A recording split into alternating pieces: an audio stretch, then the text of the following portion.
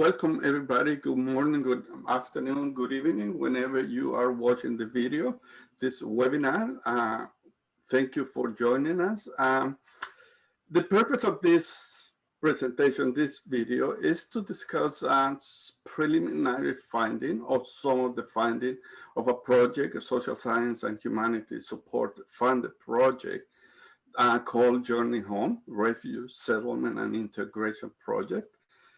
This is a 3-year project that is a multi-year collaboration from the University of Calgary, from University de Montréal, and Ryerson University. So the way we have organized the webinar or the presentation is we're going to have a very preliminary discussion what the project is all about. And then we have a team Toronto present, then team Calgary present, and then team Montreal with a brief discussion at the very end of the presentation. But before we start our presentation, I would like to read a brief biography of those who are going to be presenting today. From our team Montreal, we have Roxane Caron.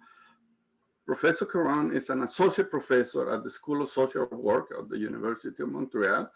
Her work focuses on the field of refuge, life in the refugee camp, and especially the reality of refugees through a gender lens.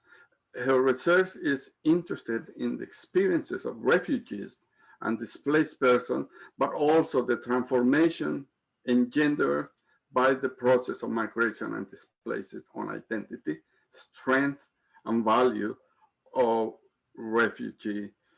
Dr. Caron's research is part of a decolonial and transnational framework. Her recent work focuses on the reality of Syrian refugees and their inclusion process in Canada, Quebec, and Lebanon with a transnational lens, issues, challenges, and intervention. Marilena Liguori has a multidisciplinary academic background in social sciences and hold a PhD in urban study. She has worked on a number of research projects focusing on the experience of immigrant and refugee in Canada. She is the research coordinator for the Montreal side of the Journey Home, Refugee and Integration Project. Our team from Calgary, Maimuna Khan is a graduate student at the Faculty of Social Work, University of Calgary, specializing in international and community development. Her work focuses on both local and transnational context of community development, social policy, and knowledge production. Her research interests primarily include the operation of colonialism, racism, ableism through dominant discourses and institutional practices of helping professions such as social work. Specifically, Maimuna master work centered experience of disabled and Mad Muslim women within the social work services. Yahya El-Lahib is a long-term disability activist and associate professor at the Faculty of Social Work, University of Calgary. Professor El-Lahib research focuses on examining the intersection of disability and displacement. He is currently working on a study that interrogates settlement programs as they shape refugee experiences from war-torn countries. Our presenting team from Toronto is Tearney McDermott, who is a coordinator of the Ryerson Center for Immigration and Settlement. In addition to managing research activity at the center, she currently coordinates, assists, and consults on several research projects focused on racialization and citizenship, refugee settlement and resettlement, newcomer entrepreneurship, and newcomer and diaspora youth protections and rights. Parada is a cross-appointed professor at Ryerson University School of Social Work and Immigration and Settlement Study graduate program.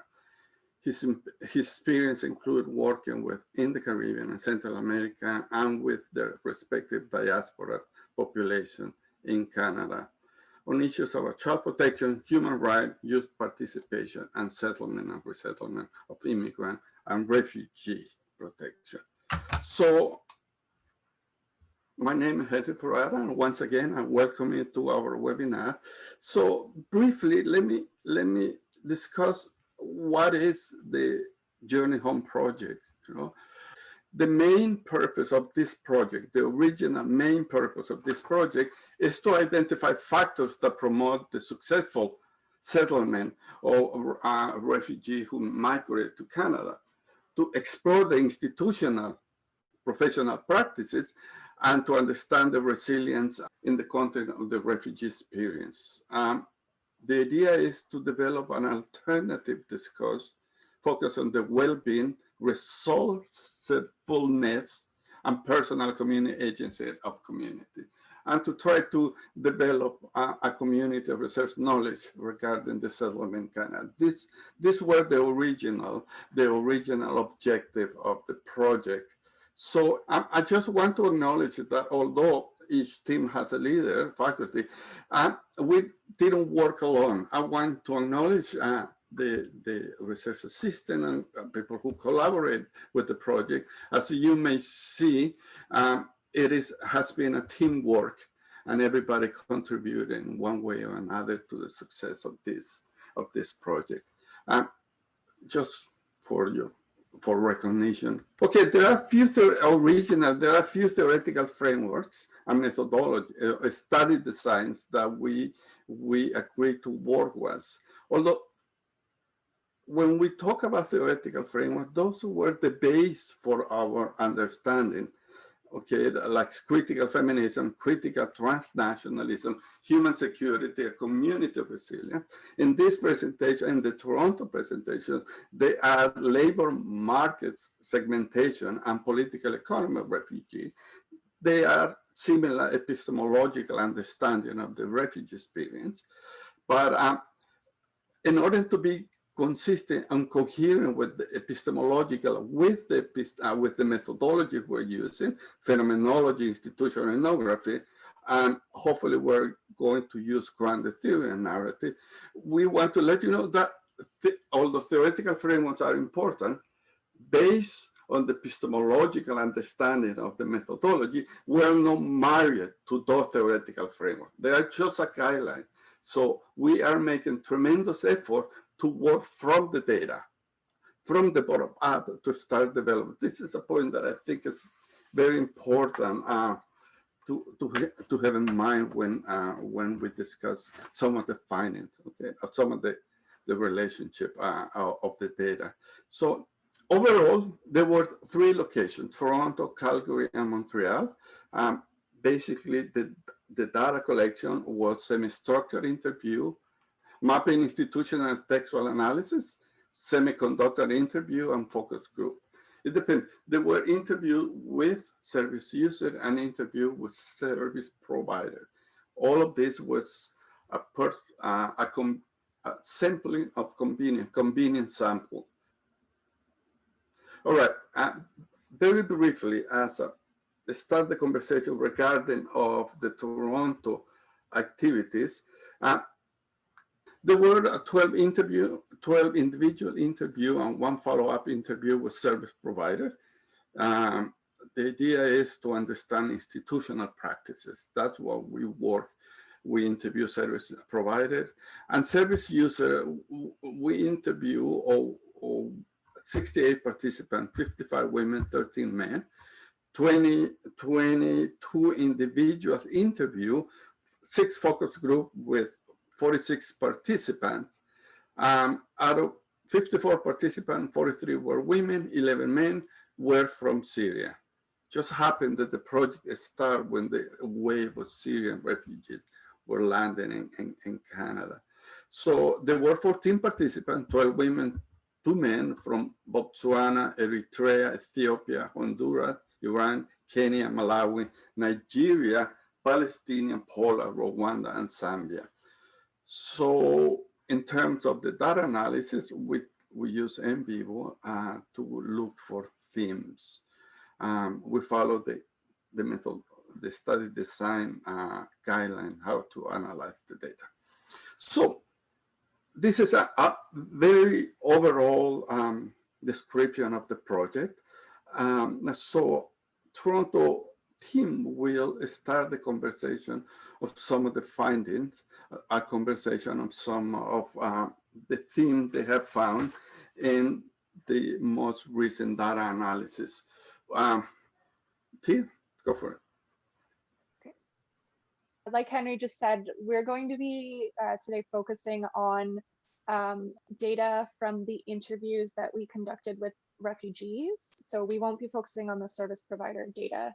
And basically, we're going to be describing or discussing the data, how we are using it in an upcoming article.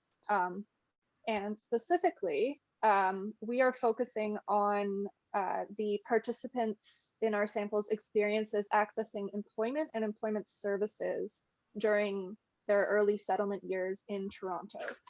I'm just going to outline the theoretical frameworks we're using to discuss this data.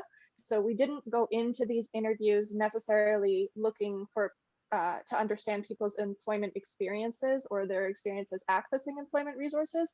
However, these themes dominated the conversations that we did have during the interviews and focus groups. So we decided to separate that data at some point in coding and sort of focus on the themes coming out there. So that is why this presentation is focused exclusively on employment experiences and resources accessed in the employment search. So the first framework we're using to discuss our data is labor market segmentation. And the important points of labor market segmentation for our data is that workers' access to labor markets is not determined by human capital, it's determined by social forces. So labor markets are socially mediated spaces, and rather than someone's skills or experience determining their access to that labor market, it is something else, social factors. And labor markets are divided into separate segments characterized by different market conditions.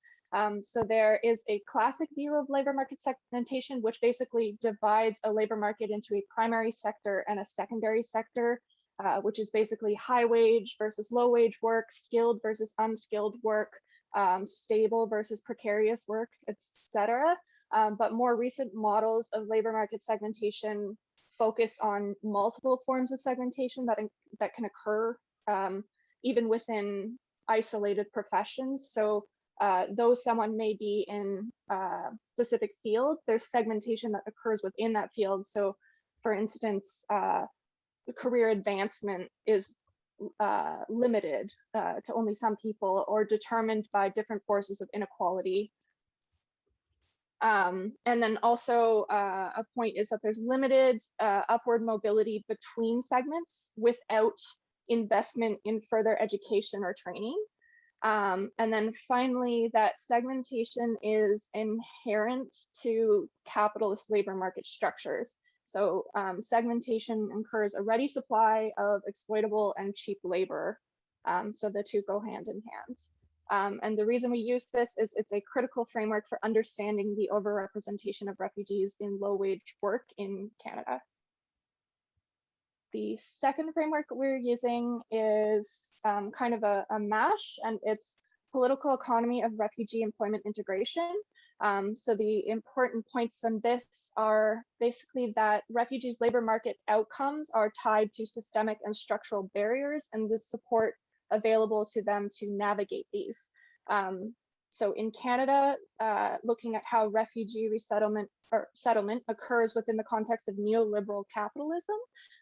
Neoliberalism, very quickly, is a policy paradigm driving government restructuring and welfare policy reforms, limiting the scope of the state and government to support its citizens. So how we've seen that impact the settlement sector in Canada is that newcomers are provided with employment and language support necessary to join the labor market, but not necessarily to have their financial needs or career aspirations satisfied to their full or maximized.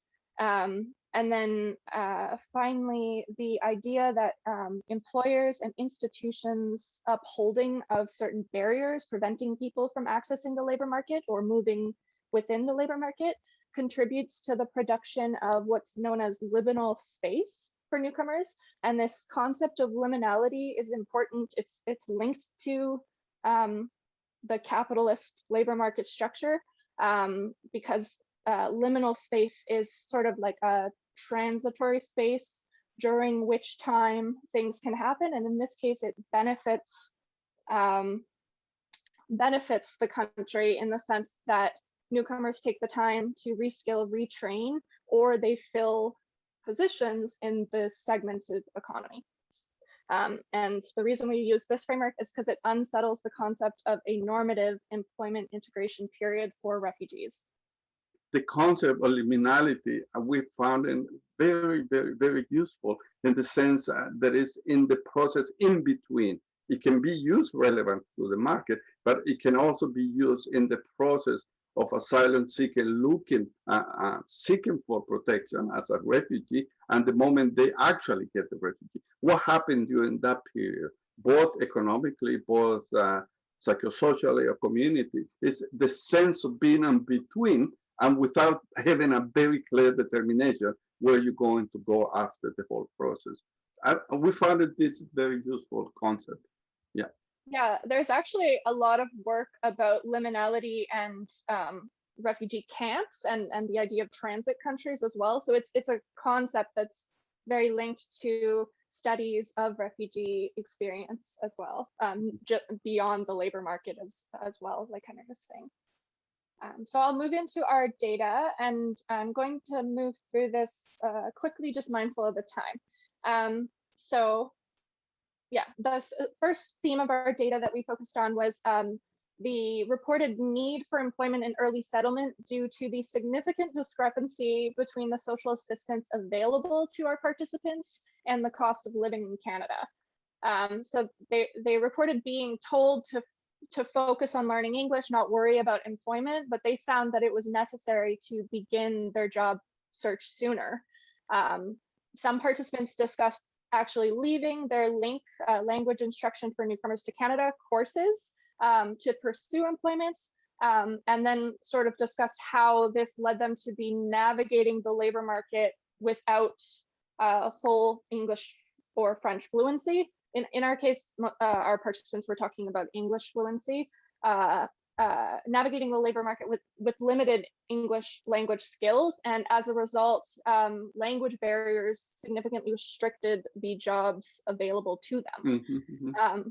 And then participants also discussed how they had been advised to volunteer to gain Canadian experience before looking for paid employment. But many people said that this wasn't a solution when you need money. It's not a practical solution. And also they found that the benefits of volunteer work for finding employment were often exaggerated. Our thinking around this is basically that expectations that refugees overcome language barriers or volunteer to gain experience before seeking employment is unrealistic at present provincial social assistance levels. And financial insecurity while learning English in particular can potentially serve as a pathway or pipeline to low-wage employment because you're restricted in which jobs you can take with limited English language skills. So our next theme was, so even participants with stronger English language skills or who came to Canada with full fluency found their job opportunities severely limited. They reported Canadian experience barriers in particular, and multiple participants spoke about how they found that the relevancy of Canadian experience to the work they were looking to do was unclear, and they found that it was requested even where they had easily transferable skills.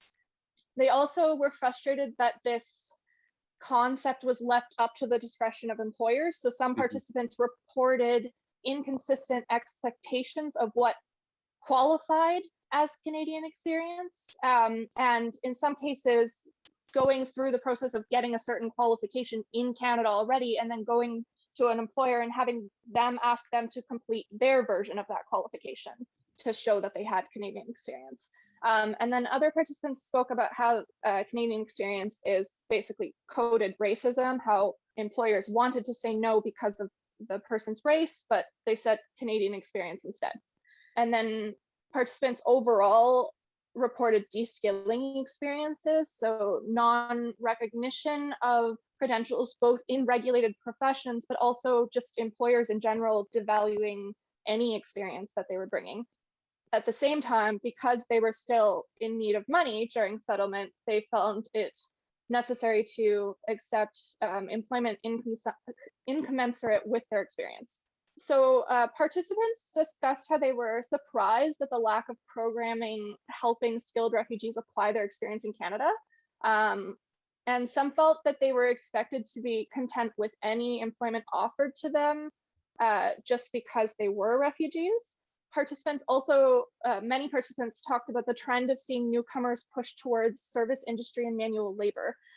So the participants in our study, for the most part, were mid-career, but now they were having to take entry-level positions, and they were only seeing upward mobility for Canadian-born people and very young people in those roles. And so there was a sense of restlessness, especially among older people, because they felt like the likelihood of these jobs, as they called them, survival jobs, leading to other opportunities was diminished because of their age, the point of life that they were at. The next theme was inconsistent experiences and levels of service at employment agencies. Our participants said that these were only helpful to some people who could not navigate the internet. That was sort of one of the overriding themes. They went to these services looking for other information that they wouldn't be able to find on the internet. Some people said that they would still be helpful to some people because some people don't even know what to look for on the internet. So it was still helpful to some people, but a number of participants said that these just were not helpful to them because they were looking for at these services as an additional resource. Participants said that they felt that their employment goals were ignored and that their skills were diminished in some cases, especially when they were advised to pursue service and manual labor jobs right off the bat instead of finding out a career pathway that would work for them. And they were looking for more practical support and guidance for navigating the Canadian labor market, such as understanding employers' expectations, but they were instead met with what we're referring to as strategies of empowerment. Our participants talked about how they felt like they were trying to empower them by directing them to websites and telling them to figure out how to do it themselves, but they felt instead that the job counselors were turning the employment job search into sort of like a teachable moment of how to learn independence, and they found this very patronizing. Especially, as I said before, a lot of mid-career professionals trying to regain entry into a new labor market. Overall, they just did not feel that they were being met as skilled workers in these meetings. How we're looking at this is basically there's a whole conversation that can happen about how service providers are implicated in upholding labor market segmentation. Obviously, employers' restrictions need to be challenged, but service providers' assumptions about refugees' skills may also contribute to their labor market exclusion or experiences. And then also at the same time, we can't have that conversation without talking about the settlement sector's funding constraints, because many settlement workers and employment service providers are immigrants to Canada themselves, so they're not necessarily trying to stop anyone's progression in the labor market, but this they're part of a workforce that is often overworked, underpaid, and then also constrained by the funding that's given to them, which may then contribute to a sort of unproductive service provision in the area of employment. And certain strategies, such as the empowerment strategy or prioritization of some information over other information. And then obviously providing refugees with support at every stage of the employment process is unrealistic, but just acknowledging that people need certain knowledge in order to begin navigating the labor market to begin with, before they can successfully do it alone. So one of the comments by our participants was that education and training options were not adequately explored by employment agencies. So sort of two cases. On the one hand, participants described experiences with unproductive and sometimes predatory employment training courses that were recommended to them during these employment counseling sessions. And in some cases, they thought that these were scams targeting newcomers because they didn't see them leading to employment. In other cases, they were frustrated with the lack of effort to connect the training courses being recommended to them with viable employment options. So they felt like these courses were just about the courses and there was no follow-up about accessing employment after. And then the other comment in this area was that they felt that other educational opportunities, like further education opportunities, were hidden services that were not prioritized in their employment counseling meetings. They were instead just pushed to enter the labor market, and then like a year later would find out that they had actually had OSAP available to them or something equivalent, which would have allowed them to bridge their qualifications in some way. And a lot of people expressed frustration at finding this out after the fact and were suspicious as to why this wasn't mentioned to them when they were first trying to enter the labor market. And our thinking on this is the lack of effort to draw connections between certificates and employment contributes to the normalization of newcomers needing to arbitrarily retrain and reskill upon arrival in Canada. And then that upholding unhelpful employment supports such as courses which don't necessarily lead to employment and don't demonstrate their efficacy in that regard can contribute to the struggles that refugees may experience when trying to enter the labor market in the first place. And then our last theme was basically the imperative of investing in Canadian education for securing suitable employment in Canada. So most participants who we spoke to were either in the process of retraining or expressed interest in retraining. Some were reluctant to retrain, but they said that investing in education was preferable to having to work in low wage and precarious work that wasn't in the field that they had previously trained in or had been used to working in. However, retraining was not an option for all. Age and other factors such as language proficiency, finances, and the need to support a family prevented some people from accessing retraining. Also, some people said that the retraining process would take too many years with limited guarantee that it would influence their labor market options positively.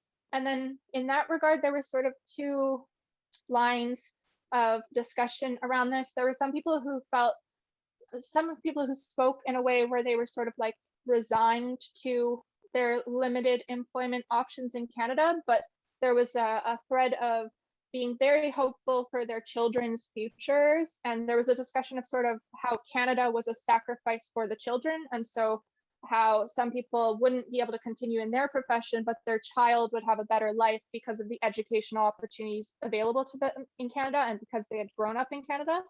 So that was one sort of way of thinking. And then there were other people, like in this quote, where they said that they were determined to get back to their original profession no matter what it took, because that was what they wanted to do. So that was the two sort of ways of talking about this. And then I guess the way we're thinking about this, so going back to that idea of the liminal space we spoke about at the beginning, the inaccessibility and impracticality of retraining for all assures that some people will remain in the trap of low wage employment, so they will stay in there. And then also the participants' experiences with basically how everyone was planning on retraining and how people spoke about Canadian education as key to securing suitable employment is a testament to the Canadian credentialism regime controlling access to the labor market and the coloniality of that. I just want to add just briefly. Oh, you want recommendation? Okay, go ahead. Oh, I can go back. No. The interesting thing when you do analysis from a particular standpoint position, not the perception, the navigation process that they describe, how the service user describe how they navigate the system, but they are interested from the previous analysis of this and the service provider, how they themselves have to fulfill certain mandate, like what is acceptable as eligibility, what kind of training you are supposed to provide. But the interesting part is the same way that the service user can develop a form of resistance. Yes, we want to do a voluntary, but we need the job. You need to engage in that kind of practice. The service providers almost became almost as a forms of resistance in terms, okay, this is the mandate, but I'm going to go around and around to provide certain services that officially I'm not supposed to be providing. So it's very interesting, the different forms of negotiation with a particular system, depending on the standpoint and position of either service user or service provider. All right, sorry, I just want to say. No, that's great. So I'll just close off with our recommendations. We have a number of recommendations and more implications of this data to discuss, but for now, basically the first recommendation would be, of course, more robust measures holding employers accountable for hiring practices that discriminate against newcomers, also interrogating current regulations barring access to professions. Also increased settlement funding. So not just increased funding for employment and settlement services, but also increased funding for bridging and accreditation programming, and then also raising the level of financial assistance available to refugees in early settlement, considering what we were talking about with how people were leaving language courses to access employment because the funding available to them was not sufficient. And then also service provision strategies that acknowledge rather than contribute to de-skilling. So empowerment tactics used in the delivery of employment services have to be interrogated. Employment services have to be delivered in appreciation of well-established barriers to employment and financial insecurity experienced during early settlement. And then finally, just in general, greater focus on the efficacy of employment services and supports in settlement. So prioritizing information related to someone's desired career pathway while being realistic about what can be accomplished. Increasing access to occupation-specific language programmings, which is basically a program which allows people to learn English while they work. And then where possible, vetting program training courses offered to newcomers for their efficacy at leading to viable employment opportunities. And that is us. Okay, thank you very much, Tearney. Thank you very much. Okay, continue our program. We would like to invite our colleagues from Calgary. Colleague is Professor Yahya El-Lahib and Maimuna Khan to present their findings in Calgary. Okay. All right, so hello, my name is Maimuna and I'm joined by Yahya, who's going to be presenting with me on some findings from Team Calgary. So our presentation is called Reconceptualizing Refuginess, an Institutional Ethnography of Refugee Resettlement Experiences in Calgary. So just to contextualize sort of what informs the findings for this presentation, but also for the entire project for the Calgary site, what data collection looked like for us in Calgary was we did a total of 11 individual interviews and 7 focus groups with refugees. And this resulted in a combined total of 38 refugees who participated in the study. And for service providers, we interviewed 11 individuals and in 5 focus groups for a combined total of 41 participants. So we have sort of an equal amount, almost an equal amount of both sides of the system, which we'll talk about a little bit later. And you can see sort of, folks were a wide range of young to middle age, and they approximately spent about 1 to 3 years in Canada. But we do want to note that the refugees and service providers who participated in the study represented sort of a diverse amount of identities, countries of origin, social statuses, experiences, and also status within their agencies that they're working in, but also agencies that they're getting services from. So we already kind of talked about this sort of earlier. Thank you for giving such a good introduction to our theoretical approaches. I just want to reiterate a little bit sort of what those were, because they do inform how we saw the data and how they came to be and how we were analyzing it. So critical feminism for us is important because as you'll see later on in the presentation, it was used to challenge the homogenous views of refugees, and it brings our attention to the important role of intersectionality. Critical transnationalism for us wasn't used to consider the combination of social, political, as well as economic processes that happen in between and beyond boundaries, especially because the refugees who participate in the study, and I'm sure refugees in general are very it's a very complex identity, especially when it comes to boundaries and even socially constructed boundaries. So human security was used to sort of inform the securitization of migration and how migrants are perceived, which we'll talk about later. And then community resilience here is a key one because it considers and sort of acknowledges what makes a community resilient and how we can support each other in developing individual, but also community resiliency as a whole. So again, we went over this in the beginning, but just to reiterate, the institutional ethnography piece is important here. Especially as we talk about how they shape, access to services. But what we were looking for was we wanted to examine the social organization of knowledge and its significance in at least the Calgary system of refugees. And so we wanted to examine the order as well as the governance of an institution from the perspective of people who are implicated, affected, or participate or perpetuate its operation. So that includes service providers working in the system, as well as people who might access services from those agencies. So let's go into some key findings and observations. How we decided to share with you some findings today. They're based on a couple of manuscripts that we're currently working on. And this is just a little slice of all of the data that we have.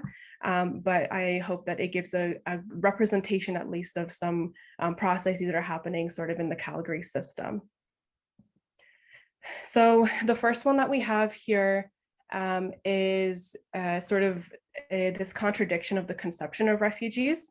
And so we're seeing that refugees are consistently and continuously constructed into homogeneous categorizations. And so here we've shown for you two extremes of either being superhuman or on the other hand, being traumatized. So refugees as superhuman are sort of these people who have gone through these unspeakable horrors and can do anything because they've survived and they can get on the other side. And then as traumatized, we see that discourse as, people who are broken and who are in need of our fixing and who are in need of intervention and who need our services, right? And so we see these two contradictory discourses playing out with through institutional practices. So we have some quotes here to sort of exemplify this. For superhuman, we have a service provider saying that we have so many clients who say, I cannot do this. So we tell them, if you flew halfway across the world and landed in a place where you know nothing, so you are able, I call them superhumans. Someone else said, I don't think I can understand what they went through, but I can see how much it takes to overcome what they have been through. And so, this is a common thing that we hear from service providers because they haven't been on those experiences. So we understand, where they're coming from. However, we see sort of the discursive ways that their language and their practices sort of play into this idea of refugees as superhuman. On the other hand, for being traumatized, service providers and refugees or service providers were saying, I go back to the word trauma, but that's all I can think of. And the mental kind of being overwhelmed, this traumatic experience. Therefore, we have this specific service here having, X organization that helps refugees to integrate, to understand, and cure their traumatic experiences. And we know that, and refugees were telling us that they're not just bodies who are in need of fixing or cure for their trauma, but they're people, and, I think Tearney did a good job of talking about this. They're people who have lots of skills and abilities, and, they're whole humans already as it is. And so we see that the system is sort of constructed in a way, and have constructed refugees in a way that requires the need of, services to do with mental health, services to do with trauma, and sort of those that medicalized way of viewing people's bodies and their minds. And so, we've talked about this, and so you've seen this discourse come out within interviews with refugees, where they're saying we're just ordinary people, right? Where do we fit? There's no space for the ordinary person, because they're either seen as superhuman or as, broken and in need of trauma-informed care. If I may interject something here, and that implicates the settlement sector in many ways, because seeing refugees as superhuman justifies the denial, or perhaps the scarcity of available services. And seeing the refugees as only traumatized also prioritizes certain approaches to practice that leaves all the ordinary, like employment, for example, employment services out of the question, because all the focus is on cure and rehabilitating those traumatized populations. So those two extreme boxes really shape how services are prioritized, and how services are even constructed and conceptualized when it comes to settlement services. And this is where we found that it is important to trouble those two extreme conceptualization of refugees, because the sector needs to respond to the actual needs, not the way it conceptualizes its presence and the ways settlement needs to operationalize. And also, I think it's something to note, because it sort of the two homogenizing discourses here not only ignore the complexity of refugee and diversity of refugees and their experiences, but also, I think, just as Yahya was saying, it affects how their services are delivered. So in Calgary, we see a lot of focus on trauma-based services, and there's less services available for things like employment, because so much funding goes into, mental health resources, which we know are needed as well. But I think that the point here is that there are needs for other things as well, just like, employment, just like you said. So this becomes a way for the system to promote the need and sustain itself, because, we see that there's not quite an adequate amount of importance placed on things that refugees want themselves, and refugees have expressed the need for themselves. And also, we do know that there are service providers who talked about refugees as being average individuals or ordinary people, but that they struggle being able to advocate for themselves, or who are scared and sort of need to find ways to deal with the insecurity of being in a new place. So there are sort of, those service providers who do acknowledge that, but for the most part, this is what we see in Calgary, at least. So I'll just go to the next one here. So this is one of the main tensions that sort of repeatedly comes up in our conversations. And this is the contradictions of sort of how refugees are constructed again. And so we see that on one front, we've valorized Canada as the savior for allowing refugees to be here, succeed here, and get treatment here, right? Canadian service providers as being the ones to sort of fix and save people from their experiences. And so it's clear from the data that service providers and the system perpetuates the colonial practices of care and saviorism. And what this does is reproduces, the hegemonic discourses of help and care, right? Just as we talked about before. But this is, it can be seen through the constructions we discussed. And on the other side, we have this over-victimization of refugees. And again, we see this in that traumatized extreme. It's ignoring and actively denying people's agency and resiliency. And this, again, homogenizes the refugee body as well as the refugee experience, right? We assume that every single refugee does come from a war-torn country and has experiences of war and such. And we know that people, get refugee status for a variety of reasons, right? And so we invite you to think about what institutional practices shape these problematic discourses. And again, just thinking about the discourses that have come out about how refugees are seen from the previous slide. So this brings us to another tension about sort of the pattern of the system. So we see this two patterns of accessing services in Calgary, and one is sort of a formal an official process, whereas the other is more word of mouth.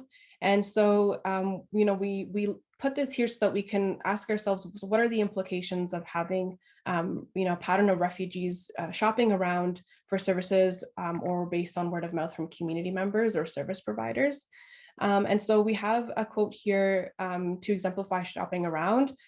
Someone said, so we say, try to stay with us for just 1 month. Work with us, and if you like the way we work, then you continue, but also go to another agency. At least have two options, and you have two different resumes, and we'll see. So we see that they're providing options for refugees to kind of shop around depending on what services that they prefer, not necessarily focusing on again meeting the needs in a really sort of robust and adequate way. And we see this. We have another quote here that exemplifies sort of that word of mouth side of things. And so someone says that some service provider is like a known person. And I think in the community, she's very visible. She's been here for like decades. And I think a lot of clients maybe word to mouth, right?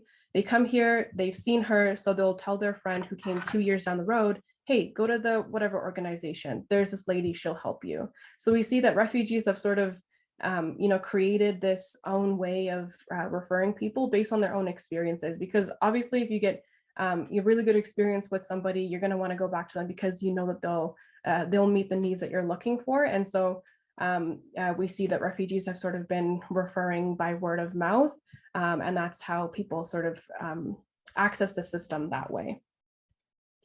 So just moving along here as well, we have this other, so another key finding and contradiction here is the refugees' perceptions of their settlement and integration experiences. So again, we have two ways of viewing this. So one is really performative, and refugees have told us that they perform sort of that victim construction because that's how they're going to get services, and that's how people will see them, and that's how people will want to provide services to them.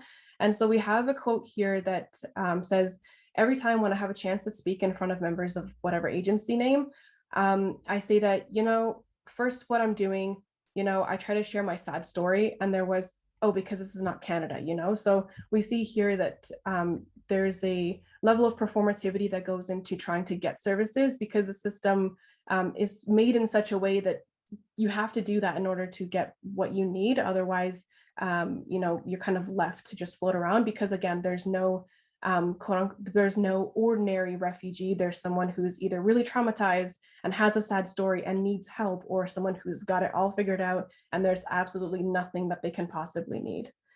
So we have this other side as well of marketing oneself. So we have a quote here that says, I feel like it's a strength to the Canadian population to have these, it's finding them a way to market either themselves or their product, or like you say, their skills. Right, so I have this skill, I've done this in my country, how can I do it now in your country? So again, we're seeing sort of a need to market yourself based on what Canada is needing, right? And so we see this performativity piece perpetuating that victim construction and discourse, and this marketing oneself piece perpetuating that sort of superhuman discourse. And these have implications for, looking at people through really racist or ableist lenses. And we can see sort of the the play of neoliberalism in the system here, because this is perpetuating the idea that there is a really sort of scarcity of resources and there's not enough to go around. So we have to make sure that this happens in an efficient way. So you must market yourself to, needing services. And so, and then also this just goes back to our previous piece on shopping around and the resume example. So some questions that we're continuing to grapple with are what institutional practices construct such problematic discourses? What are the implications also for institutional practices for shaping refugees' access to settlement services? And how are these services constructed and prioritized? I think it's something we keep asking ourselves, because when we see these discourses happen, we have to kind of step back and think, so, what's like, how is this coming out? And I think at first it was a little bit, we were sort of taken aback at some, like when we first started data collection. And then as these discourses kept coming up, we're thinking, okay, so there's obviously something very obvious here in the system that we kind of need to think about. So before we end, I just wanted to show how we've been mapping out the system. And this is definitely not meant to be read, because I certainly can't read it, it's way too small, but we just wanted to show you sort of how complex the Calgary settlement system is. And we just wanted to show you this as a way to kind of stop here and think back to the discussion we were having, because this is sort of what it looks like. And we can see it's complicated. You can switch around, go a bunch of different places, because again, we see that there's different ways of accessing services. But one thing we did want to point out here is that this top part, and I don't know if you can see my mouse on the screen, but this top part over here, this is all the system for privately sponsored refugees or government assisted refugees. For refugee claimants, there's really not much. You kind of, get here and you figure it out. If you find some help along the way, that's great. But the way the system's set up is that there's really not much for refugee claimants here. And if I may add here, is that it took us almost 3 years to figure out the system and how it's operationalized. And this map reflects the complexity of the system. And imagine if you are a refugee, you don't speak the language, you don't understand the system, and coming to live with the system. So the two extremes become really a way for you to shape your experience. So when people perform this whole traumatized experience, and they told us that they have to perform it because that will give them access to services. Where would that fit in all of the system? No place for it. And this is where we began to see this discrepancy between what the system is perpetuating and promoting and the real lived realities of refugees and how they're navigating their everyday realities, whether through access to labor market, whether through access to education, and whether through access to employment or even language skills.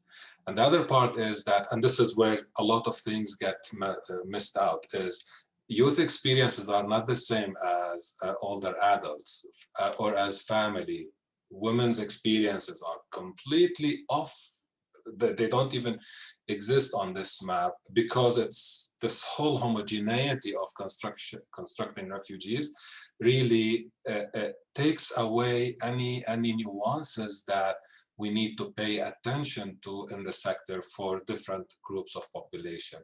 And this is where we've been grappling with. So when we go back to the questions that we're still looking for and trying to sift through the data, it is about how can we help the sector nuance its understanding of the ways services need to be prioritized. And another layer of all of this is the tensions and the contradictions between what comes from the federal government in terms of priorities and what happens at the provincial level and what happens on the ground. There's a huge discrepancy in all of that. Mm-hmm. And I think another thing to mention too is that this sort of is a really preliminary map. I think it is is always evolving as we go back and look at the data. And I think, as was mentioned earlier, due to the sort of epistemological nature of how we approach the work, every time, we have sort of a moment where, each researcher comes from their own ways of looking at the data, and, whether that means from a feminist perspective or whether that means from a transnational perspective, when we come back to it, we realize there's things that we're missing or things that we can add on that make this more complex, right? And so as we sort of finish working with our data, as we kind of move forward here, I'm sure that we'll have multiple versions of this and multiple missing versions as well of this, but also I think this will be much more complicated and nuanced and complex as we kind of try to fully understand it. And also, I don't know if we'll ever truly fully understand the little ins and outs, because, like I said, there's lots of things missing, but also I think when you're when you're participating in research and studies like this, there's things that, that are always missed and things that people don't always necessarily say, because I think it just goes back to the performativity piece of it, or just, there's lots of refugees that we haven't had the chance to speak to. And so just to kind of to acknowledge that, while also knowing that this is what has come out for the most part from our data. So that concludes our presentation. I will just end that here. Thank you for giving us the opportunity to come in and speak with you, and we'll just kind of move along to our next colleagues. Thank you very much for excellent presentation. I hope we have a little bit of time to ask questions, to discuss a few things that you mentioned. They are I like the notion of performativity. That I love that particular concept, so, but hopefully we can have time to discuss. And last but not least, we have our Montreal team. Professor Roxane, Marilena are going to be presented. The floor is yours. Thank you for this opportunity, Henry and everyone, to talk a little bit about our findings here in Montreal. The Montreal team, we decided that to take this, let's say this point of entry of the project itself. So the project itself is called Journey Home. So we decided to look at the findings and start by looking at the journey. And this is so far, or at least for today, the title of our presentation. So we will play a little bit with this word journey. So the long journey home, but again, where's home? At the end, this will come back to this question that we probably, or we hope also we can add to the discussion. So let's start with the outline. We just want to start a little bit and come back to the context. And of course, like we talked also about the methodology and the objectives, but also we want to talk a little bit about the key concepts, at least the key concept for this presentation. So I will talk a little bit about that. And we will get into what I call our journey through the findings here in Montreal. And we will have a few final thoughts, and mostly those final thoughts are about the implications for social work practice with refugee populations. So that's the idea of the presentation. To you, Marilena. Okay, so we're going to begin by just briefly discussing the current context in which the research was carried out. So just to mention that the fieldwork was carried out in 2018 and 2019. So this was prior to the COVID-19 pandemic. But what we would like to present here is that some of the elements that were exacerbated by the pandemic already. So we can just see here in terms of the general view of immigrants and refugees in Quebec. Of course, very much focused on filling labor market needs. We've also seen the discourse become more harsher towards refugees in particularly and asylum seekers. In terms of the immigration policies in Quebec, so once again, we can see policies that are mainly focused towards economic immigration as opposed to humanitarian. And just to mention, so with in the context of COVID, so the federal border closure measures that have been in place since March 2020 have significantly reduced flows of migration, which has impacted the arrival of asylum seekers in Canada. So if we look at Quebec, between January 1st and October 31st, 2020, there were a total of 8,970 asylum claims in Quebec. And if we compare this with 2019, from January 1st to December 31st, 2019, there were a total of 31,265 asylum claims submitted in Quebec. So we can see this stark decline since the beginning of the pandemic. And also, at that time in in 2019, the top 5 countries of birth of asylum seekers in Quebec were India, Mexico, Nigeria, Colombia, and Haiti. And so we can see some of this also reflected in the participants that were recruited for the research. So we can move on to discuss the methodology and participants of our research.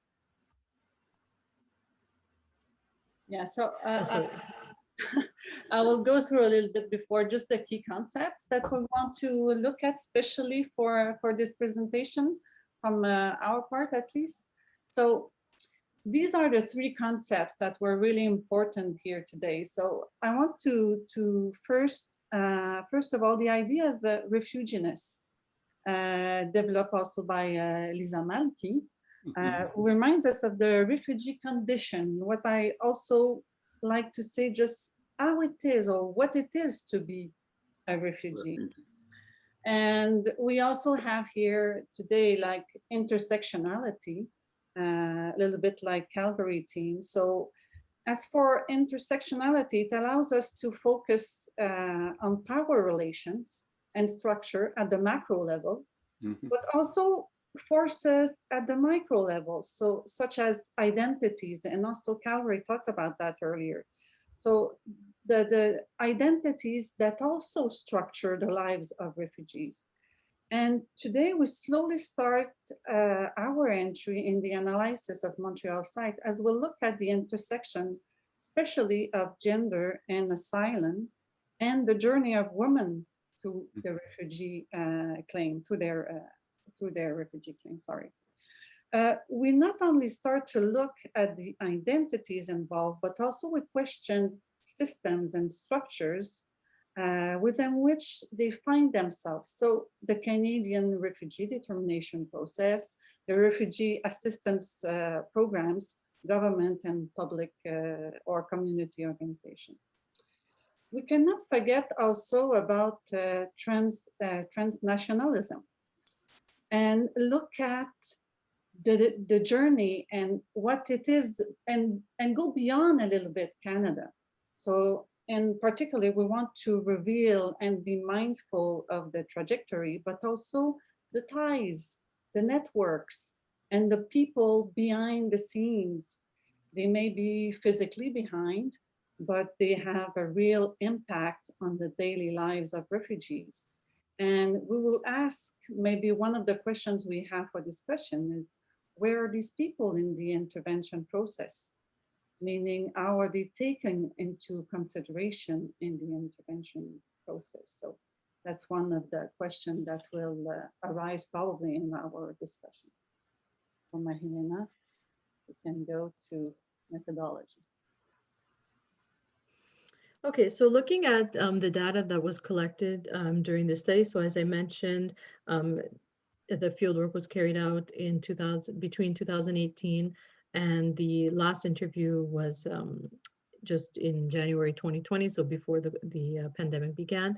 So we had 21 semi-structured interviews with refugees, which we will be focusing on today for this presentation, as well as 2 focus groups.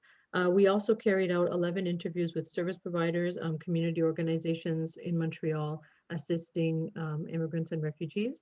But as I mentioned, we'll be focusing on the data collected with refugees today. So we can see that we had a total of 31 participants. We can see that we have a high representation of women in our sample size, as well as a high number of asylum seekers, and specifically women asylum seekers in our sample. So this is why we found it most relevant to focus and concentrate on the intersection of women and being an asylum seeker in Montreal, basically. In terms of the profile of the participants, so we can see that we have the participants come from diverse origins. There is a high representation of refugees from Syria, but that can be explained by the fact that they did constitute the majority of refugees who have arrived in Quebec around the period of the project, as well as recruitment in our professional and personal networks. But we tried to have as much of a diverse sample size as possible. We can also see, so basically some of the reasons for migration that we found was war, the political context, or victims of persecution or violence. Many of these refugees also spent time in transit countries before arriving in Quebec. So some of these were USA, Saudi Arabia, Lebanon, and Indonesia. And just a word about data analysis. So all of the interviews and focus groups were transcribed and then coded using in vivo. And so what we're presenting today are some of the preliminary findings that emerged from this data analysis process.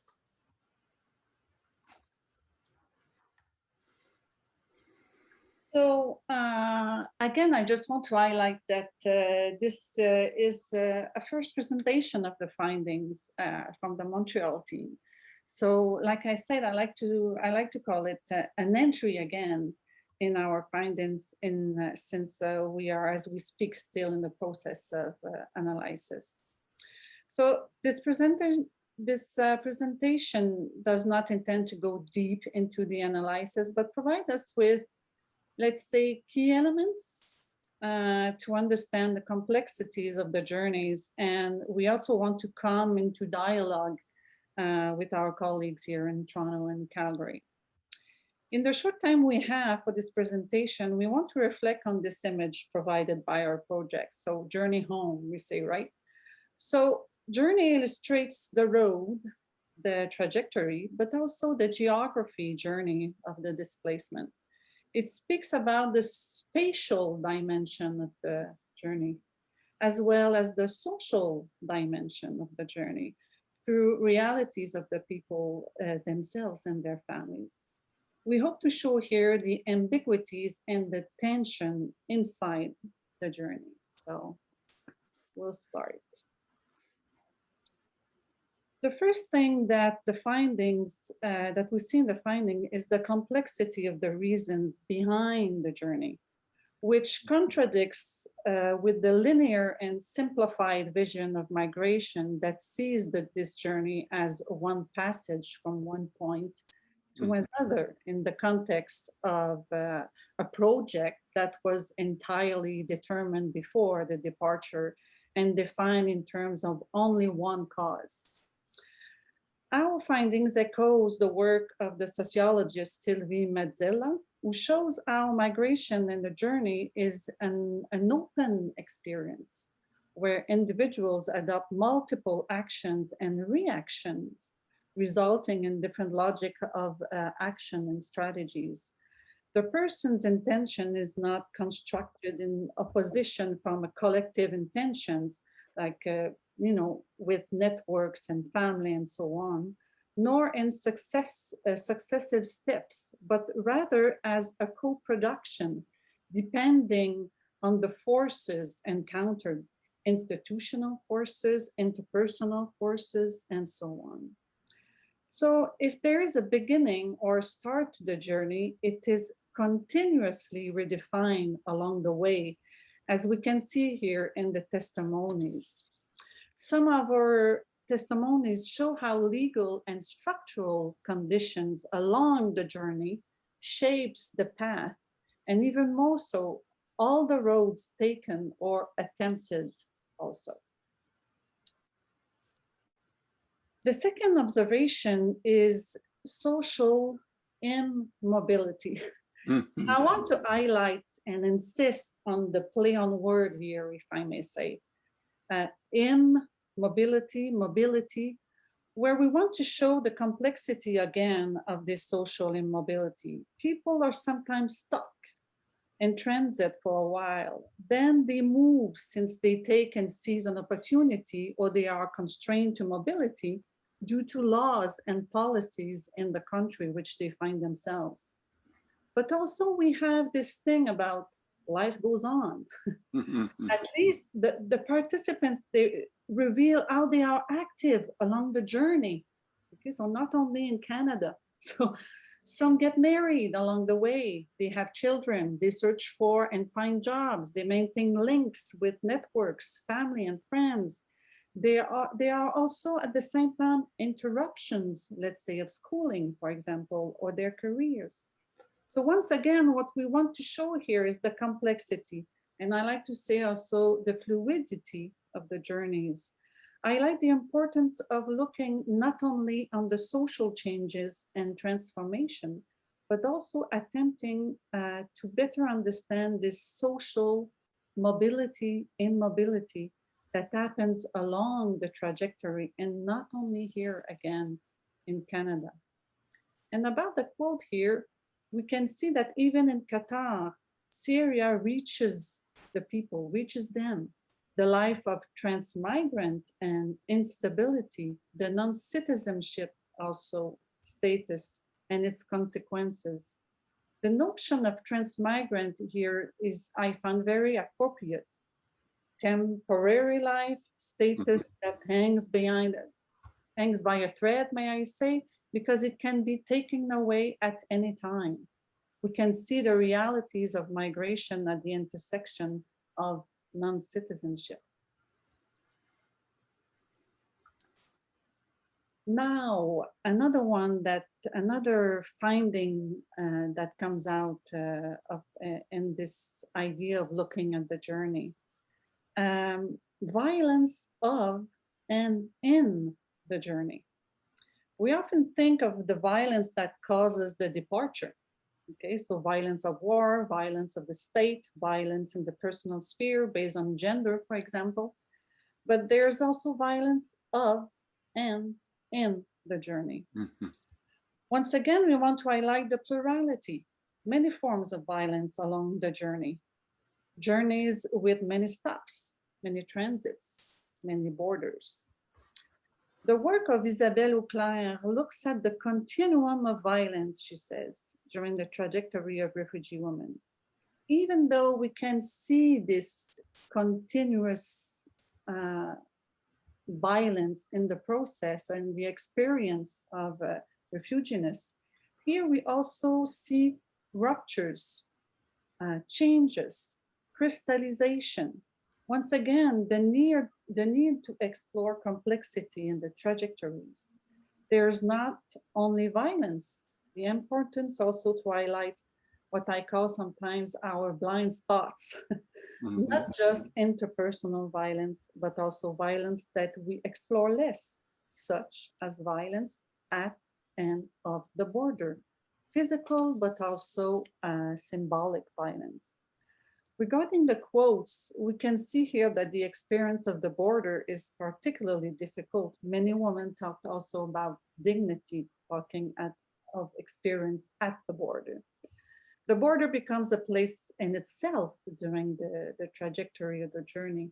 Working at the border, activism at the border, removing landmines at the border. So there's also like, it's a space in itself in the journey. Back to you, Marilena.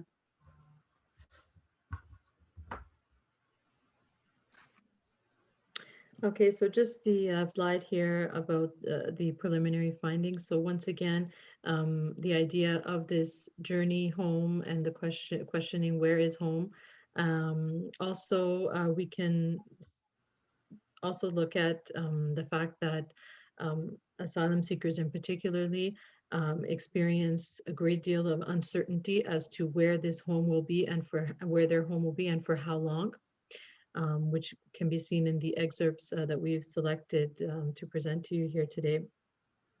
So the migration trajectory shows that this journey home is not simple, and it, as well as the answer to this question that is more complex. It shows that there can be different and several homes, and this home may not be only here in our case, which is the Montreal context.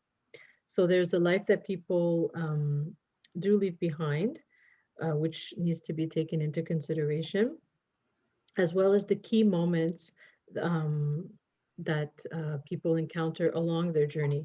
So episodes of work, roles that may change. So for example, household roles that may change, ties that have been created with people and places. And also the idea that, you know, people are not always on this journey. They have time to settle for a certain time in perhaps a transit place that could even last for a short period of time, or could even go on to years in some cases. So moving on to the next slide, we also wanted to give a portrait of the access to services for asylum seekers in Quebec. From the outset, we can say that when asylum seekers come to Quebec, they experience a great deal of barriers to access to services. So in terms of healthcare, education, language courses, subsidized daycare, assistance finding housing and affordable housing, financial assistance as well. And so we can see that women also bear the brunt of these barriers, and particularly mothers with young children. So in the case of some of the women that participated in our study, the fact that they did not have access to subsidized daycare, well, completely was a huge obstacle for their labor market integration, because of course, they were not able to pay for the private daycare services, which are very expensive for their children. And so we can see the access to services that improves somewhat for when refugees are accepted, so after their hearing. What we would like to highlight here is the main issue, and this was brought up in the interviews and the focus groups as well. So the delay between receiving the acceptance of refugee status and applying for permanent residency, which can take up to 2 years because of the application processing times. So during this time, you know, that they're waiting for permanent residency, there are still some barriers to access to services, although it is improved compared to when they were refugee claimants. Here, back to me. And this last slide about our findings, I want to speak about the specific realities that emerge and for at the intersection of women, of course, and seeking asylum, and question again this home. So refugees are asked to integrate, to call this city, this country home, but at the same time, how can they do that when their status places them in a sort of suspension of full integration, kind of? That being said, their lives are not suspended, because we can see that these women are active They put into place different strategies. They respond also to structures and to systems to make a life for themselves and their families. I want to question a few other key elements of our analysis. Again, come back to invisibility and visibility of women. Role of policies in this invisibilization of women seeking asylum. Marilena just talked about access to daycare. As some women are then confined to the domestic space. Are they constrained? What about protection? What about also strategies to get out of this position? And we went also to ask ourselves about women seeking asylum as subject of rights, of human rights. Rights to housing, always respected. Right to healthcare, right to education. But that being said, again, I want to finally highlight and come back to this idea with this slide that talk about women seeking asylum. And we find and we see that they are alive and active. The third quote shows us that solidarities take form, but also peer-to-peer and informal networks are quite important in their journeys, while it is even, I would say, let's say, central to their journeys, and allows and helps them to gain knowledge of resources, here formal and informal resources. The final thoughts goes again to refugees themselves. Through them, we want to highlight some last points. The quote number 1 here talks about the role of social worker, to provide guidance and accompaniment, they say. But we also want to insist on this idea of thinking outside of the box, which is essential and becoming quite important in social work, as our findings show that many women do not deal with formal resources, but rather that peer-to-peer and mutual aid between refugees is fundamental during the journey and also during the integration process here in Canada. Some women are forced to stay at home, we just saw, because of the no access, let's say, to daycare. So how do we reach these women? Shouldn't we be inspired by social work practice that focus on outreach with women that may be hesitant to seek out service or develop initiatives that help women work from home, let's say, and to take into consideration those limits that these women encounter. What also emerged of our findings so far, as we can see with the second quote, is the question of assistance provided at the border. The idea of not just providing papers with resources, but as some participants mentioned, the need for someone to guide them and take them by the hand for a certain amount of time until they get a better understanding of their journey and where and how to go during this journey. So that's our final thought. And Thank you. Give back to the floor.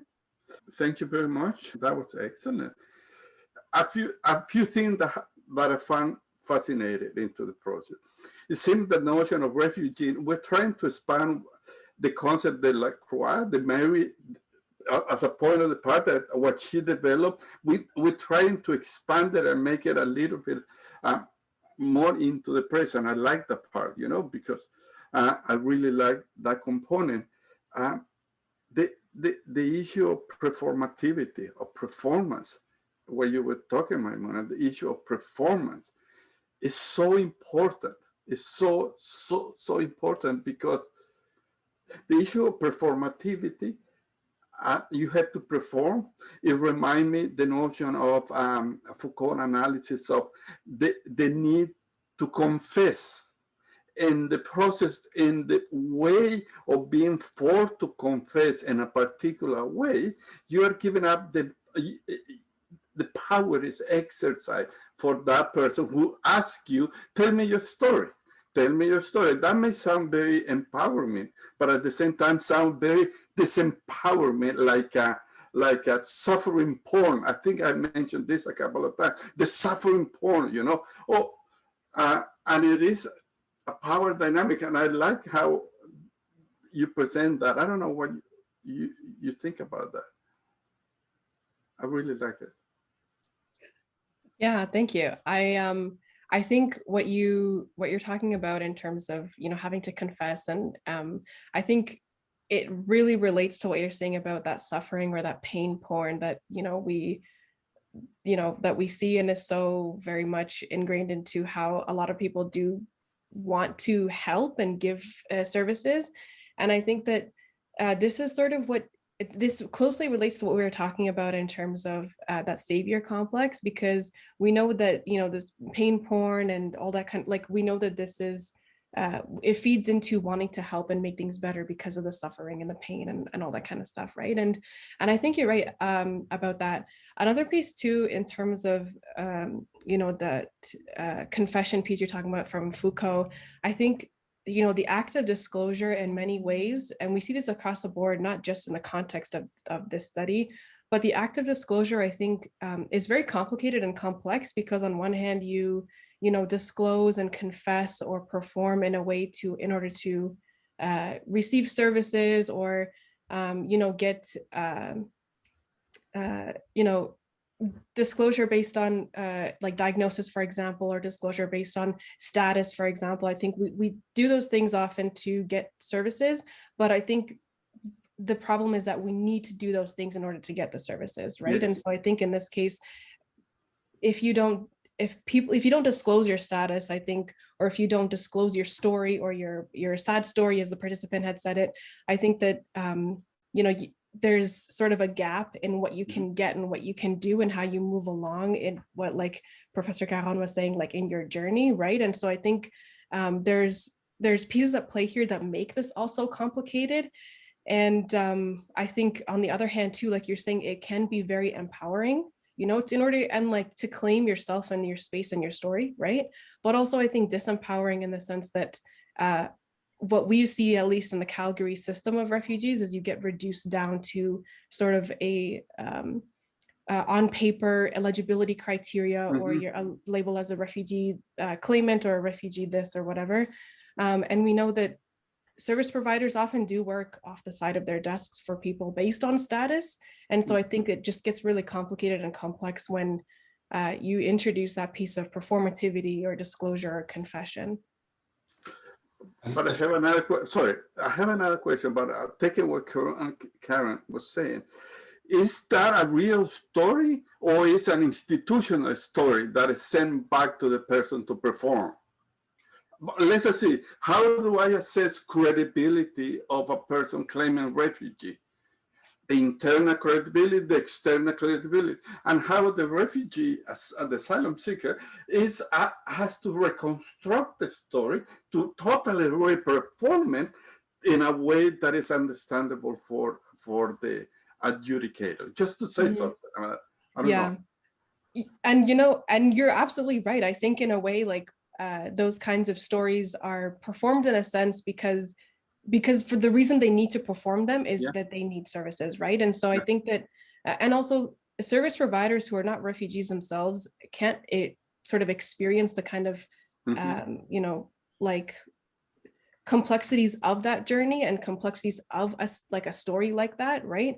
And so I think that even if it was authentic or credible or whatever that looks like, I think in a way there has to be some level, or there is some level of performativity that goes into like trying to prove yourself. I think there's this emphasis on trying to prove your eligibility. And I think that relates so much to status, but also just when you're sitting across the desk for someone who has the power, you know, to put on paper what you're eligible for and what you have the access to, I think that there's, those things definitely come into play a little bit. Okay, yeah. Henry, since you mentioned Foucault and this whole concept of confession,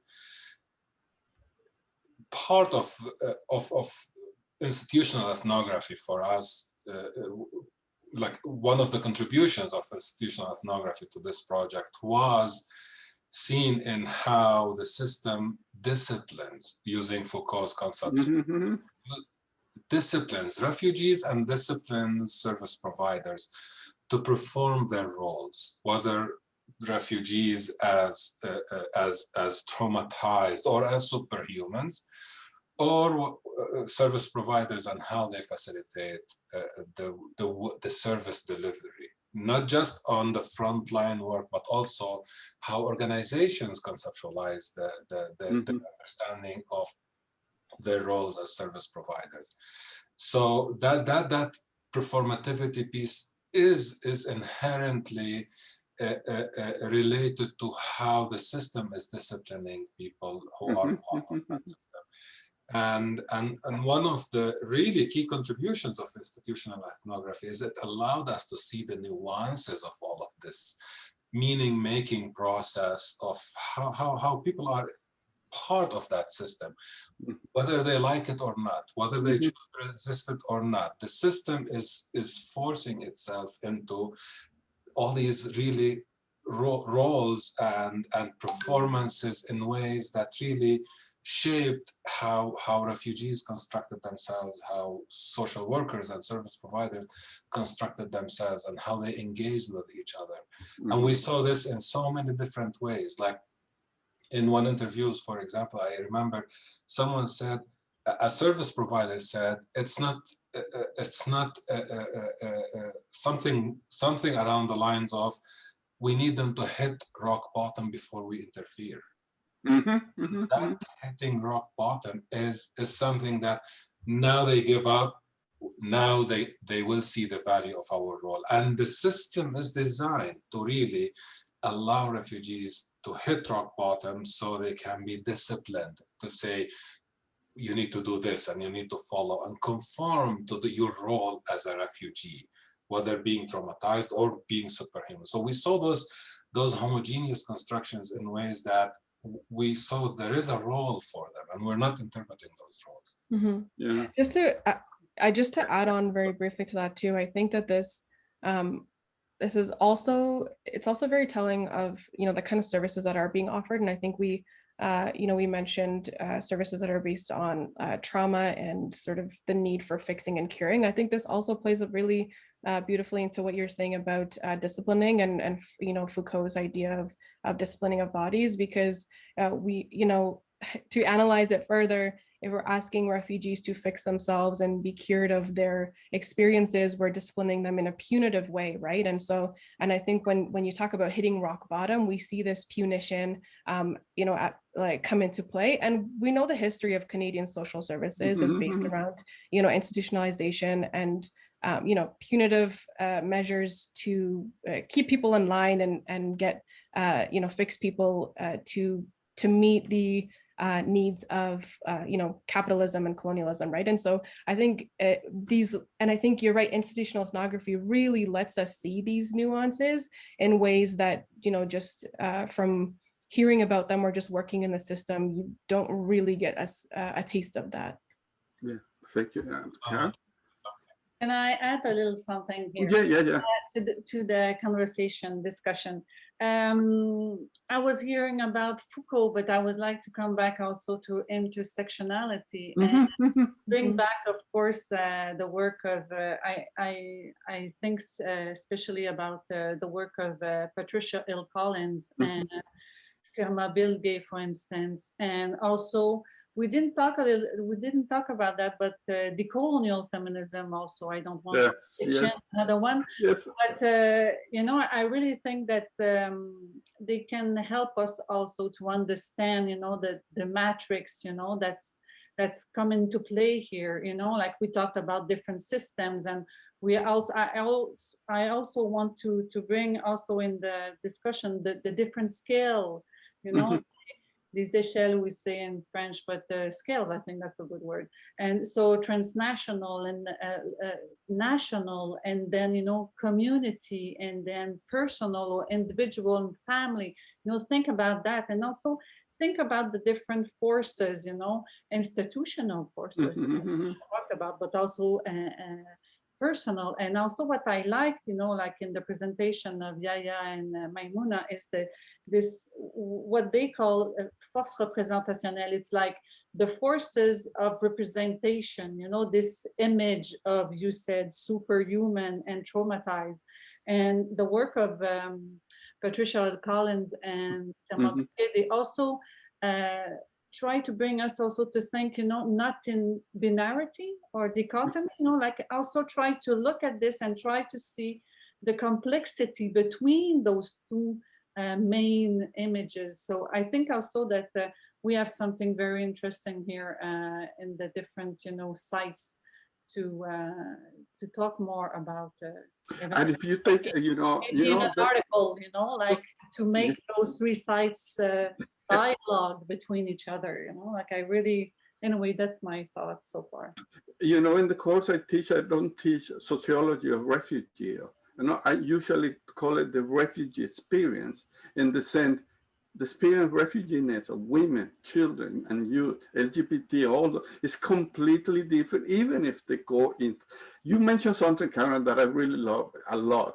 In your chapter that you have toward the colonial feminist approach, I don't know if you remember when you wrote that one.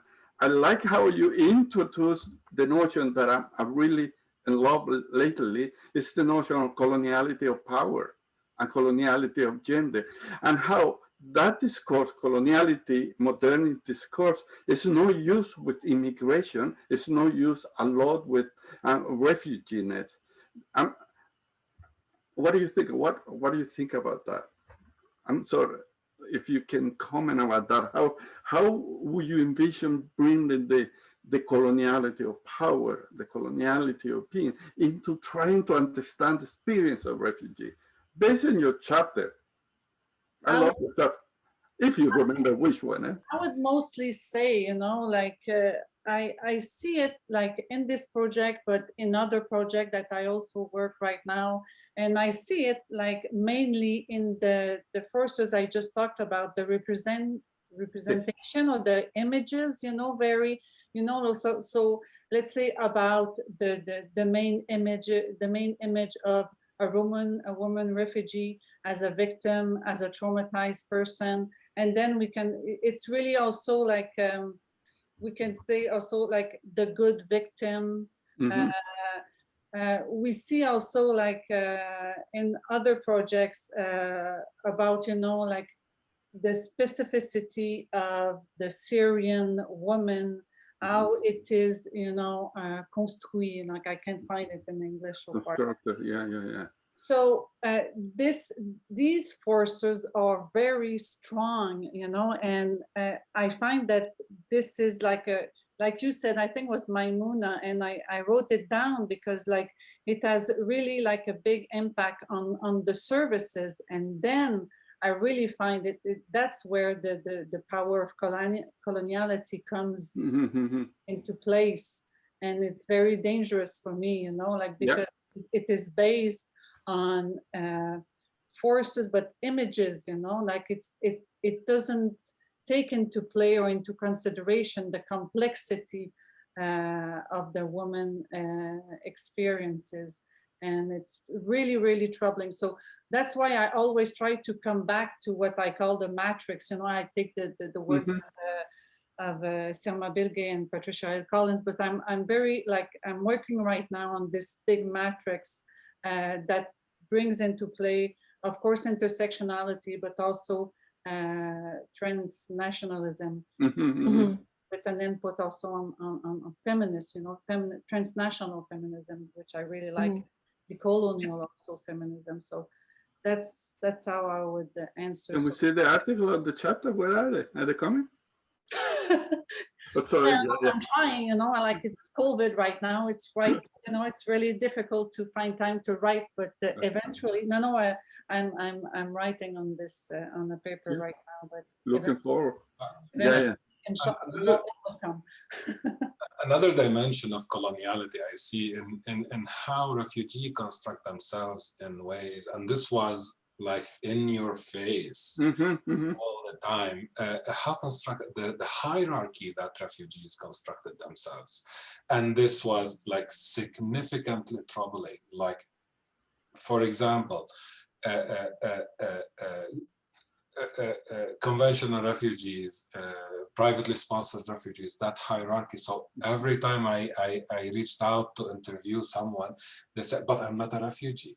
That distancing oneself from that refugeeness, well, and the negotiation that needed to happen. So believe it or not, I approached a total of maybe 28 refugees who came, who came to Canada as privately sponsored, and none of them accepted to be interviewed, and they always distanced themselves. We are a different class, and class was, the word class was used to say we're not refugees. I was sponsored by the church, or I was sponsored by my family, and that we're not those people who were in refugee camps. So it's interesting thing, yeah.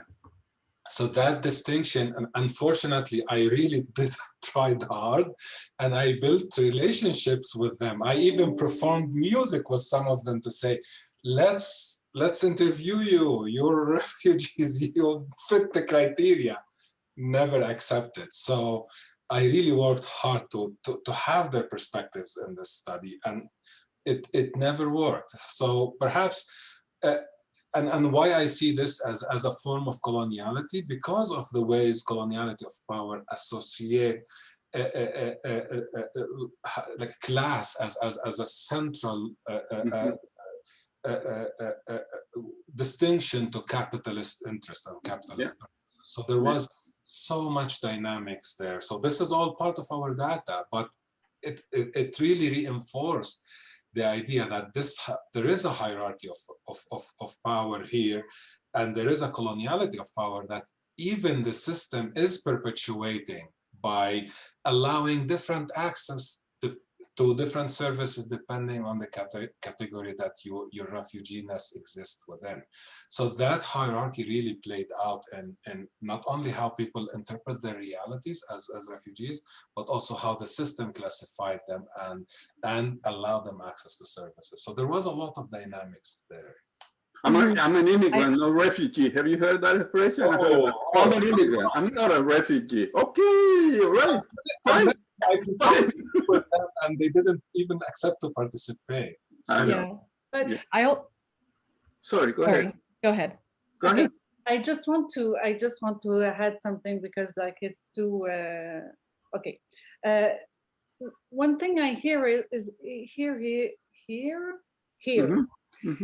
the one thing that I've been working for a long time now, and it's again like I think it's what you're talking about also, Yahya. It's like identity can be also imposed, attributed, negotiated, or decided. Them. So this is also what we are talking about, you know, when we talk about colonial power, you know, like impose an identity on, you know, on a person, you know, or attributed.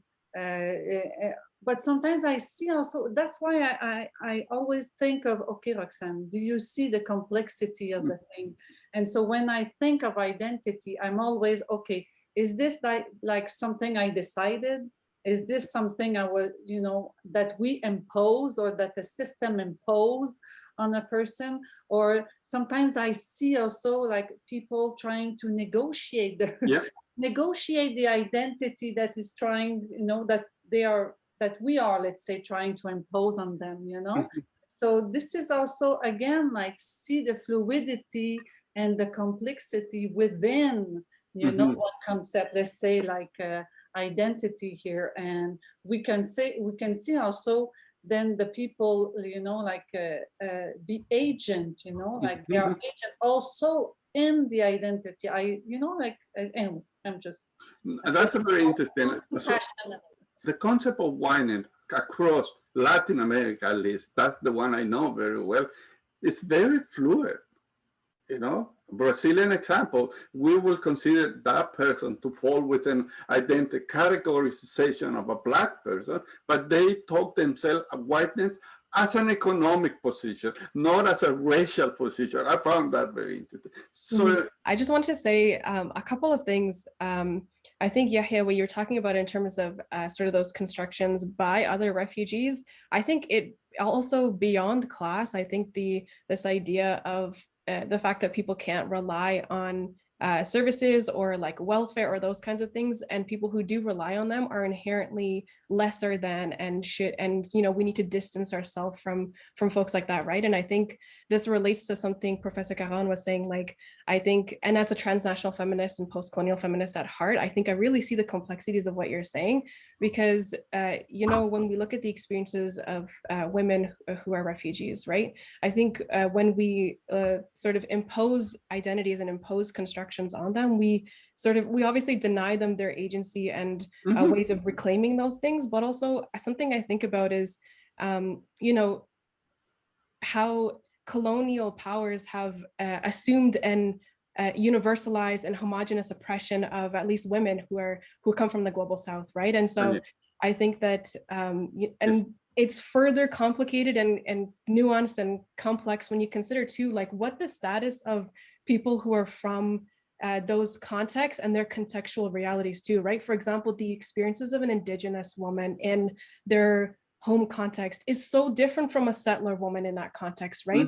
But when you cross those colonial borders, when you come into the Canadian context, you are assumed, everyone's sort of jumped and like, what's the word, lumped together as a refugee, as the refugee. And that's how we see the refugee experience sort of, you know, homogenizing their experiences and their realities, because we know that their own contextual realities are far different from how we see them and impose our own views on them.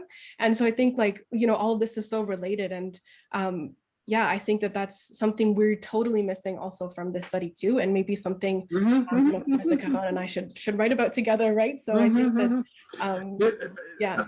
You triggered me a lot, because, for instance, the notion of refugee as it was conceptualized in 1951 is this heroic Russian coming out of a communist country that we're going to receive it, less developed, because we have around 300,000 of them in the revolution. So we have to develop strategies.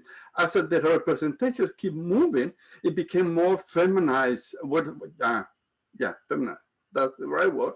And it's not this hero, the representation is a massification. There is not a single face. It's a sea of faces, totally depersonalized, totally make it a victim, totally removal of agency, when the reality is something different. Sorry, that's how, yeah. Yeah, another dimension that I really want to highlight is relationships and relationships with Canada. And this is contrary to what you just said. I don't think the project had any limitations, because when we set the research, to disrupt a dominant discourse that over-victimized refugees, and we wanted to highlight the resiliency, right? So I think one of the contributions of this project is that it allowed us to see so much nuances that we didn't see in the scholarship and were absent from the scholarships. So one of the presentations that we are, or papers that we are working on as part of our findings, and we're presenting at CA, the Canadian Association of Social Work conference in June, is related to how we negotiate our relationships as settler colonial subjects on this lands with our own identities as immigrants or refugees, in relation to working with refugees and settlement in the settlement sector, and then the tensions that depict all those relationships. So it's inherently colonial conversation that we are trying to unpack and deconstruct in ways that will help us see the relationship or the relational nature of being on a settler colonial land and being settler colonial subjects, and trying to facilitate a refugee process that is inherently about colonizing the other through the savior complex. So there is a lot of dynamics here as well that we are working with. So I think part of this project is really not only depicting the colonial dynamics that are facilitating this process, but also trying to interrogate those dynamics in the ways they happen in the moment, in the everyday reality of the refugee experiences or the service provision experiences through those relationships. And I say this because when we began to see those tensions in the ways we were implicated in facilitating that settler-colonial relationship through our work, we began to see, so are we contradicting our values to respect and be decolonial, be anti-colonial? When we facilitate settlement, and where do we go from here? And how do we reflect about our roles as facilitator of this colonial process, yet interrogate colonialism? So there is a lot of dynamics here that we were able to negotiate through our conversations about the relationships with the land, with the indigenous communities, and with the refugees themselves. So there is a lot of dynamics here. That this is really something that, if it wasn't for the work and the depth of engagement with the data that we went through, we couldn't have seen. And I don't think those discourses or those conversations exist in social work scholarships in any ways. I want to develop the concept of double decolonization, especially as an immigrant. You may be an immigrant, you may be a refugee. That doesn't make you are a decolonized person, because do you know the original peoples in the space that you live in? Before you can come here and engage in a decolonial way, when you weren't able to separate yourself in your own space when you come. We talk about the land, but other communities talk about the importance of the land, but other indigenous communities talk about the importance of the sea, the importance of the river. So this stuff, I'm just putting in my mind, you know, so should we, as an okay, I'm going to use I myself, should I have been aware of the colonial process of the Mayan people when I came here before I can engage with the Canadian context to decolonize? Do I have to do that? Or it's just because the notion of decolonization is different, it's spatial, it is temporary. So it's different. So I don't know. I don't have an answer. I'm just brainstorming. You know, the need, okay, if I am a refugee and I am an immigrant, I shouldn't automatically assume that you have a decolonial perspective, or you have a clarity of your identities as constructed member of the Global South. When you enter in another space, if you have never been aware of the colonial, and imperial processes, how are you going to be able sensitive to the colonial process in the settled society, you know? Those are the dynamics we are interrogating from our own social subjectivities as social workers and service providers. Those are the dynamics that we are trying to really engage with and unpack. We don't pretend even to have an answer. Yeah, for sure. You have the question. Process of, like, where do we go from here? We saw those dynamics, and we can't just let them go, because then we will be perpetuating colonial. So we need to interrogate them. We have no clue where we will land in the writing of this paper, and in examining those dynamics, and in reflecting on those identities, because we're not just one identity, right? So we're approaching this with an openness to how our identities, even as service providers, as settlers on this land, are being shaped by all these factors, all these colonial processes, and literally we're talking about colonial processes and neo-colonial processes in all of those spaces. So there is a lot of issues here for us to really unpack. So I just want to add something, you know, like what you just said, Yahya. For me, it's also like bring in the discussion the concept of the word tension. You know, for me, like there's also tension, like inside identity, inside the forces, you know, like even like the organization, you know, like it's not black and white. So again, like I think that the word tension is quite interesting to show you that it's not black or white. And so that I wanted to add. All right. Thank you very much, everybody. I hope we chip what we want to chip. It has, although it hasn't finished, it's a continuation. It has been such a privilege working with everybody. Bye-bye, everybody. Bye, everyone. Take care. Bye, everyone. Thanks. Bye. See you all.